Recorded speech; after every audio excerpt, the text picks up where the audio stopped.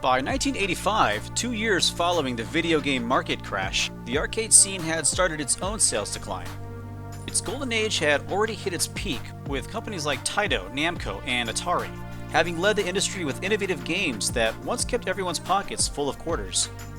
However, technical progression plateaued from 1982 to 1984, and gamers were starting to lose interest. After all, Nintendo had just launched its record-selling Nintendo Entertainment System. This put millions of gamers back in front of their TV sets, much like the Atari 2600 did before the crash. Then, with the help of companies like Midway, Capcom, and Sega, arcade gaming would retain its relevance and even hit another peak in popularity in the 90s. And even though Sega had its own home console, it was dwarfed by Nintendo's dominance. But in the arcades from the mid to late 80s, Sega was king. They continued to push the envelope in terms of hardware innovation and cutting-edge graphics. The man behind Sega's biggest hits in that time was Yu Suzuki, a young programmer and game designer whose previous efforts included championship boxing and the popular motorbike racer Hang-On. Running on hardware designed by Suzuki's AM2 team, Hang-On used a superscalar technology that allowed three-dimensional sprite texture scaling at high frame rates, and it was one of the first arcade games to use 16-bit graphics.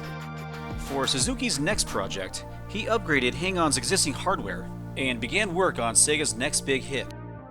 The original idea was to have the player assume the role of a military Harrier pilot in a pseudo 3D shooter. However, due to lack of memory space for the graphical requirements, the idea was scrapped. Suzuki then shifted everything on the drawing board into science fiction territory, and with that began the development of the 16-bit 3D rail shooter, Space Harrier.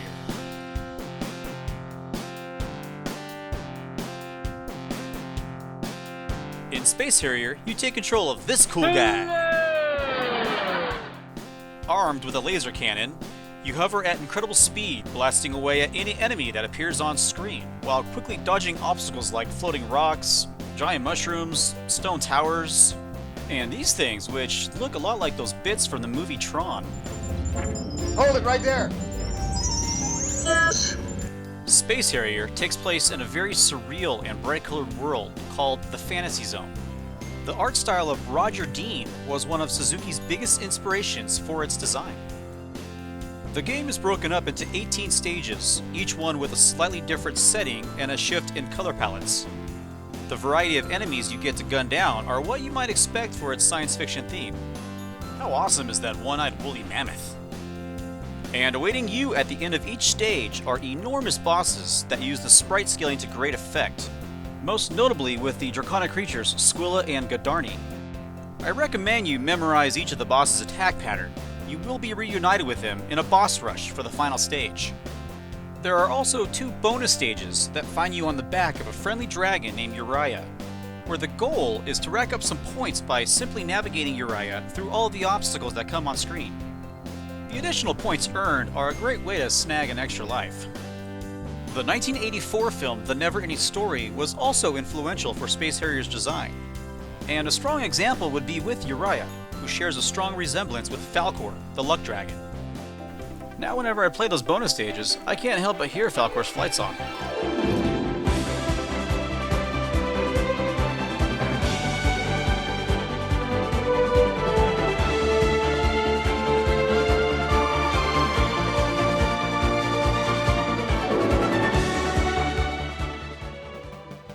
Space Harrier was presented in 3 different cabinet styles: the standard upright, a fixed sit-down, and a full-motion cockpit. Suzuki was the first to use a full-motion cabinet for Hang-On, with great success, so using the same technology for a new space shooter was a no-brainer for Sega. Space Harrier also introduced a true analog flight stick for movement to simulate the feel of flying a real aircraft. Not only did this register movement in any direction, but it also measured the degree of push which moves the Harrier at various speeds. Suzuki's design also remedied the problem Sega had with its original third-person space shooter, 1982's Zoom 909, or Buck Rogers' Planet of Zoom, as it was known in the West. While it was a technically impressive game for its time, having no limitations on movement made it difficult to hit smaller enemies from a distance. So for Space Harrier, Suzuki added a homing missile system to make it easier for the player to hit distant targets. This added feature helped make Space Harrier one of the most streamlined shooters of its time. Welcome to the Fantasy Zone. Get ready. The music for Space Harrier was composed by famed Sega musician Hiroshi Kawaguchi. Not only did Hiroshi create the music for Suzuki's previous release Hang On, the two also worked together for future titles such as Afterburner and Outrun.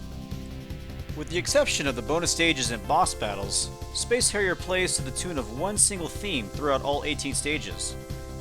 It is this piece of music alone that has become one of Sega's catchiest and most recognized themes to date.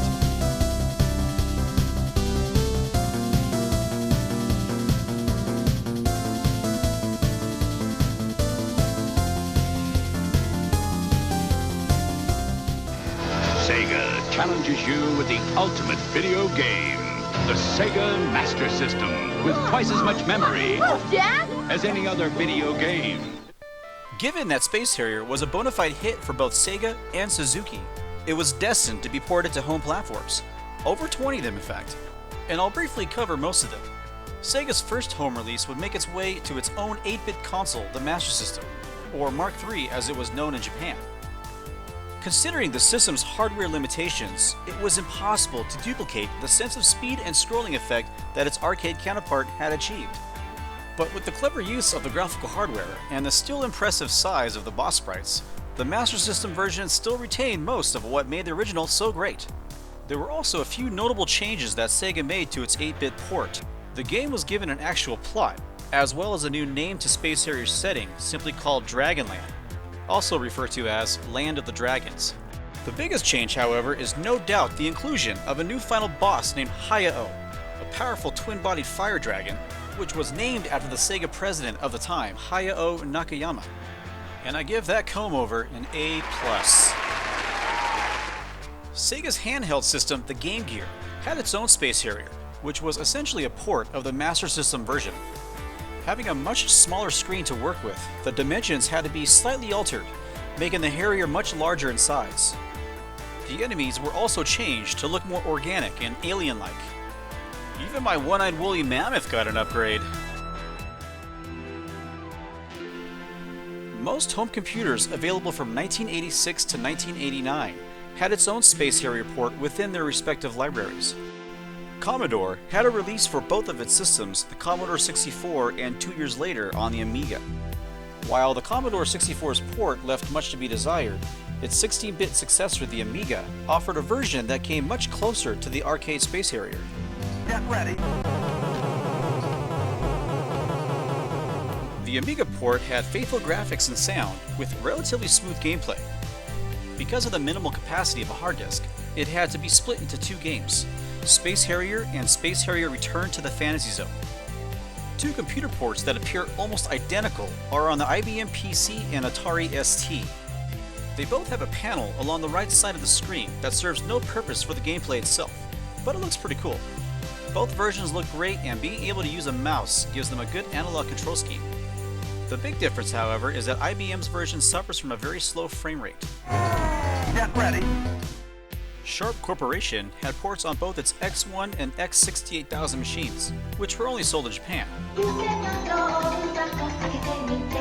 While the Sharp X1 was blocky yet playable, it was the X68000 that offered arcade-quality graphics and sound, as well as featuring two new music tracks and the Master System's final boss.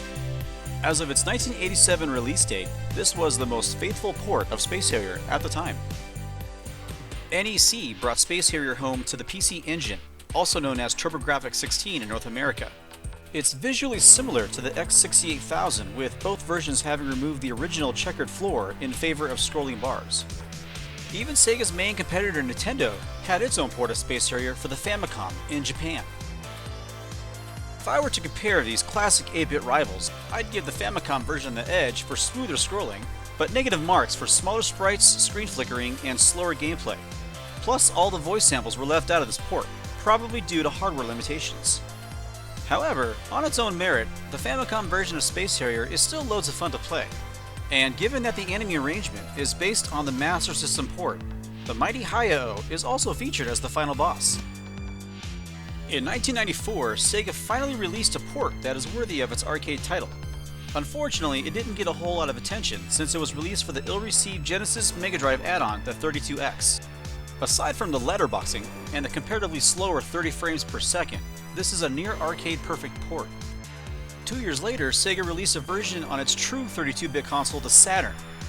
It was part of a compilation called SEGA'S, which also came with Afterburner and Outrun. It did away with the letterboxing and returned it to its native 60 frames per second. And with the use of the Saturn's 3D controller, you can finally play in true analog as the game was intended. For retro gaming collectors, I would consider this the definitive version of Space Harrier, with the 32X coming in close second. In 1999, the open-world classic Shenmue was released for the Sega Dreamcast. Considering Shenmue was designed and directed by then Sega legend Yu Suzuki, it didn't come to anyone's surprise that 2 minigames of both Hang-On and Space Harrier are included. You can play a full game of these arcade classics if you have the money to do so. And if you can beat them with 1 credit, you'll also win a special token. So get Rio over to U Arcade and spend some of your hard-earned yen. Hang on, 100 yen a game. Guess I'll try it.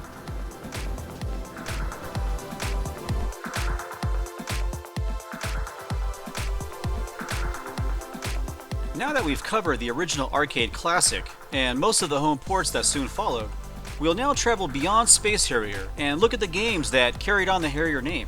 And there's no better place to start than with the direct sequel, Space Harrier 2. As part of the Genesis Mega Drive launch lineup, Harrier 2 was released in 1988, alongside another of Sega's arcade hits, Altered Beast. Development duties was handed over to Kotaro Hayashida, a co-designer for the Sega RPG Phantasy Star, and the creator of the pre-Sonic mascot, Alex Kidd.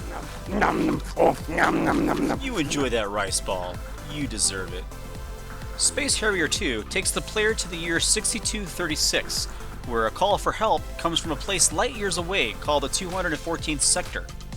And the devastated world of Fantasyland is once again in need of your badass Harrier skills. You heard right, Fantasyland.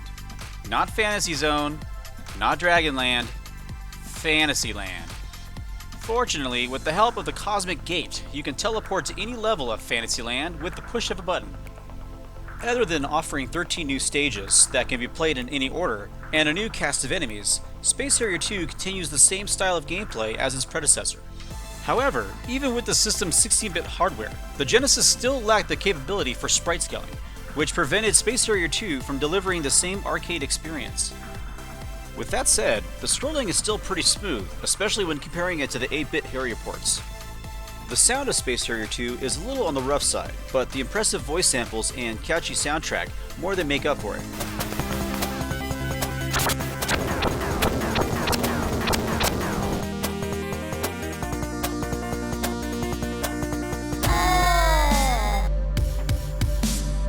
Get ready.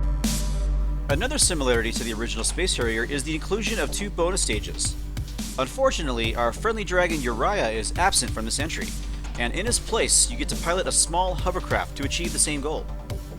Question is, why does he even need a hovercraft? I mean, the dude can fly. Boss battles are once again emphasized with huge and crazy bizarre monsters that, in my opinion, are far more inventive and challenging than before. It's the one and only aspect of the sequel that I actually prefer over the original. Again, remembering their pattern is important, since you will have to survive a boss rush to reach your final battle against the Dark Harrier. After defeating your evil doppelganger, you'll be treated with a short epilogue that follows the events of Space Harrier 1. This is where you come to learn that Harrier 2 begins 10 years after the original. Now, Sega challenges you to experience SegaScope 3D. 3D so real, it puts the action right in your face. Not even 3D effects like these. Our next Harrier entry takes us to the third dimension with Space Harrier 3D for the Master System. It's one of the 8 titles compatible with the SegaScope 3D glasses used with Sega's 8-bit console. These 3D peripherals were invented by Mark Cerny, whose earlier credit was creating the arcade classic Marble Madness, and most recently the architect and producer of the PlayStation 4. Space Harrier 3D was released in 1988 and is a standalone entry in the franchise that takes advantage of the shutter technology glasses.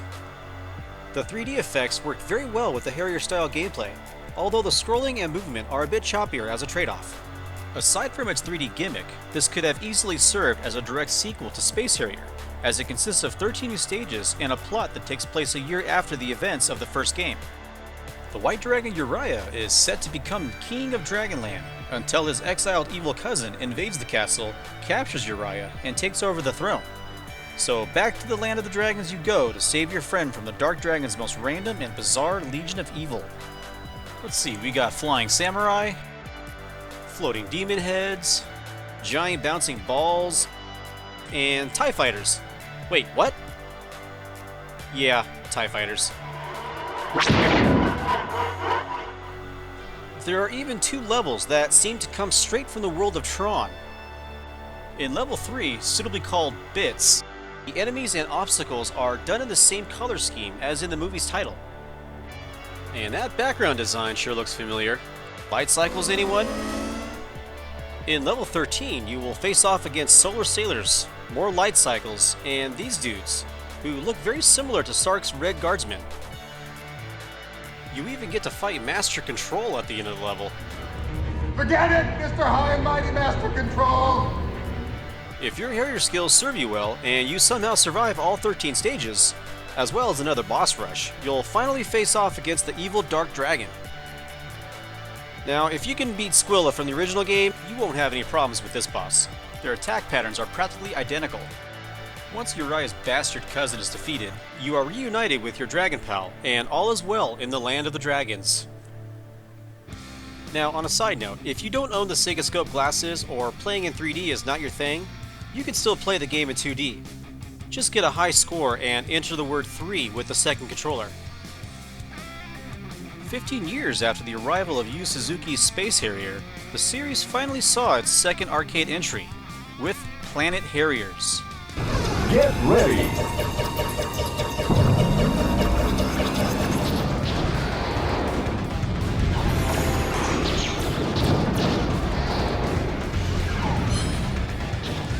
Planet Harriers was released in September of 2000 and is one of a handful of games that runs on the Sega Hikaru arcade board, alongside Brave Firefighters and Star Wars Racer Arcade, just to name a few. In fact, these 6 Sega arcade titles were the most expensive and powerful games at the time, with Planet Harriers in particular showcasing the system board's capabilities. Developed around the use of a twin cabinet, Planet Harriers allows 2 players to play simultaneously, which is a first for the series. It plays much like the original Space Harrier in that your character can both fly and touch ground, but the levels progress more in the ways of shooters like Star Fox and Panzer Dragoon. Other notable differences are the inclusion of player health meters to sustain multiple damage, a lock-on targeting system, collectible currency for power-ups, and 4 playable characters with distinct weapon types. Glenn is a Harrier police officer who comes complete with a standard issue weapon and shoulder-mounted siren. Corey is our friendly Harrier nurse who uses a giant syringe as her weapon of choice. Nick, a ball player for the Harrier Baseball League, naturally has a shooting bat for a weapon. The 4th player is X, a Harrier rock star who fights with, you guessed it, a guitar. If you think these characters are pretty bonkers, try unlocking the hidden character Opa Opa from Sega's colorful shooter series Fantasy Zone. This is done by moving between characters in a specific order in the character select screen. Opa Opa can also be seen during the continue screen as he holds on to your sad and lifeless body. So why Opa Opa, you may ask? Well, Space Harrier and Fantasy Zone have always been unofficially linked due to its common name. Gamers have always assumed that both games take place in the same world, but in a 2014 interview, the Fantasy Zone creator said there is no direct connection. Either way, the developers got to have some fun with this quirky little cameo. They even added mid-level shops where you can spend your money for various power-ups, much like the shops found in Fantasy Zone. Here you can boost your lock-on fuel limit, add additional life cases, replenish your health, expand your lock-on sight gauge, as well as purchase other useful upgrades. Good luck. These power-ups will help advance you through the 5 enormous levels of forested landscapes, dark caverns, floating canyons, lava rivers, and a trip through hyperspace. In the tradition of previous Space Harrier entries, a dragon type will be your first boss encounter. And this guy makes Squilla look like a little gecko.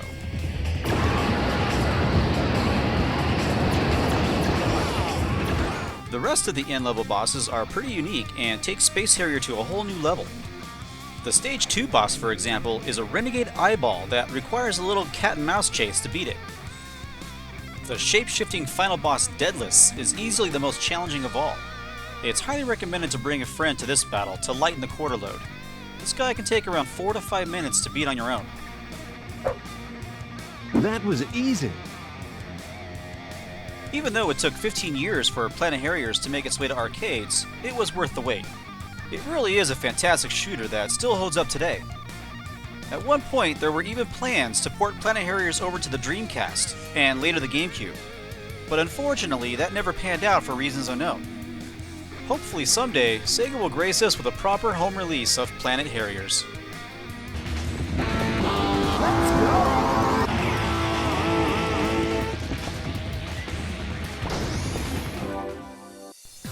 We'll be finishing off the list with 2 Space Harrier remakes, 3D Space Harrier for the Nintendo 3DS, and the Japan release of Space Harrier for the PlayStation 2. Starting in 2003, Sega released a series of its classic hits remade with 3D graphics and sound. Priced at 2,500 yen a game, these titles became part of the Sega Ages 2500 line. Favorites like Outrun, Afterburner, Columns, Wonder Boy, Golden Axe, Fantasy Zone, and even Phantasy Star all received a modern makeover, with various degrees of success. Some of them were also compiled for the North America release of Sega Classics Collection, also on the PS2. Volume 3 of the series is Space Harrier, and while the classic gameplay remained mostly intact, the sprites and scaling were all replaced with polygon graphics. In this case, the results aren't too favorable. The bright palettes and sharp visuals from the original were all redone with murky colors and low-resolution textures. There is an option, however, to change these new landscapes back to the original checkered floors. This is done simply by turning off fractal mode in the options menu. The enemy and boss animations aren't too bad, if not a little on the stiff side. The transition from 2D sprites to 3D objects actually improved the sense of depth and scale. My only major complaint would be with the animation and design of Squilla and Uriah. They just look wrong, and really don't transition well from the sprite scaling effect to the stiff polygons. Mr. Harrier himself also received a slight makeover. He even decided to grow his hair out. All 18 levels, including the bonus stages from the original, are all here. Even the enemy placement is mostly identical. In addition, there are also 2 new levels that take you through wormhole-like tunnels, each with a new end-level boss. The low-res textures along the cave walls aren't pretty, but these levels are actually a lot of fun to play through. A third bonus stage featuring Uriah is also thrown in to bring the total level count to 21. Here you get to shatter icebergs and giant crystals for your bonus points. Other exclusive features added are lock-on missiles, rapid fire, shields, and up to 3 smart bombs that will clear the screen in moments of desperation. The only time I felt the need to unleash a smart bomb were during 2 of the boss battles that seemed to never end. Considering the Sega Ages 2500 games were made with a small budget and sold at a bargain retail price, you really should judge this Space Harrier at face value. It's not terrible by any means, it's just not the quality remake that Space Harrier deserves. In late 2012, Sega once again opened the doors to its back catalog of classics, this time for the Nintendo 3DS. Published by Sega and developed by M2, the 3D Classics line integrated 3D effects and all new features into Sega's rich history of games. While Mega Drive Genesis titles like Shinobi 3, Echo the Dolphin, and Streets of Rage all look great in 3D, it's the arcade superscaler shooters that benefit the most from Nintendo's handheld. Considering Afterburner, Galaxy Force, and Space Harrier already give the illusion of flying in 3D environments, adding the auto-stereoscopic effect vastly increases the scale of depth. In fact, it's some of the best 3D visuals you'll see on the 3DS. 3D Space Harrier was the first to be released in Nintendo's eShop. Not only did M2 remaster the game's format to widescreen, but they also added a wealth of new bells and whistles in the way of gameplay mechanics. A stylus control option was added with the use of the touchscreen. Using this method is surprisingly both accurate and responsive. Firing is also triggered automatically in this mode. If you enable the moving cabinet effect, the feeling of playing in Space Harrier's cabinet is simulated as the screen tilts based on the direction of movement. There's even a cool little option where you can add arcade cabinet noises that replicates the clicking sound made by the flight stick trigger, as well as other coin-op sound effects. Other exclusive features include the ability to adjust the difficulty level, increase lives per continue, and the option to invert controls. My personal favorite feature is now being able to save and reload your progress. Stages that had been previously completed can be selected and played at any point. You can also get a shot at unlocking the final hidden boss Hayao, accompanied by an all-new music track. That's if you can play through all 18 stages without using a continue, or completing stage 18 without getting hit. With a little Harrier skill polishing, either required conditions shouldn't be too difficult to achieve. With the awesome work that M2 did with Sega's classic shooter, 3D Space Harrier has now become my preferred way to play outside of the arcade. You can find the digital downloads of the 3D Classics line in Nintendo's eShop, or pick up one of the physical compilations that were later released. There's no denying Space Harrier's important place in video game history. It was the first game to really show what a technical powerhouse Sega was, and the beginning of Yu Suzuki's decade-long chain of arcade hits. If you ever happen to stumble upon one of those rare arcades, and it just so happens to have a Space Harrier cabinet, do yourself a favor.